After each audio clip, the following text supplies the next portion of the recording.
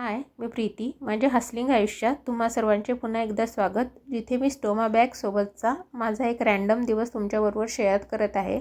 आजच्या माझ्या दिवसाची सुरुवात 10 वाजता झाली. बाहेर पाऊस सुरू होता. पटकन पाणी पिऊन ब्रश करून फ्रेश होऊन चहा बिस्किट खाल्लेली. लगेचच ब्रेकफास्ट बनवायला घेतलेला. आजचा माझ्या ब्रेकफास्टचा मेनू होता कांदा पोहे आणि त्याबरोबर शेंगदाण्याचा लाडू.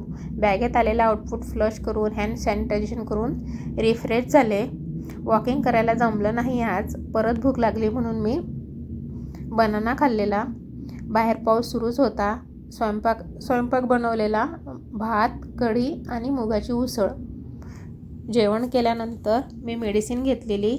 मेडिसिन घेऊन थोडा आराम केलेला. आराम झाल्यानंतर परत बॅगेतला आलेला आउटफिट फ्लश करून हँड सॅनिटायझेशन करून चेंज होऊन मी बाहेर निघाली मार्केटमध्ये. मला ग्रॉसरी घ्यायची होती. ग्रॉसरी घेऊन झालेली. मार्केटमध्ये छान राखीचे स्टॉल लागलेले होते. रक्षाबंधन जवळ आहे ना, आणि पुढच्या महिन्यात गणपती बाप्पासुद्धा बसणार आहेत. तर छान बाप्पाचे स्टॉल, सजावटी सामानाचे स्टॉल लागलेले होते. येताना मी वडापाव आणलेला, मराठी माणसांचा बर्गर. छान वडापाव खाल्लेला. त्यानंतर चहा घेतलेला. बाहेर पाऊस सुरूच होता.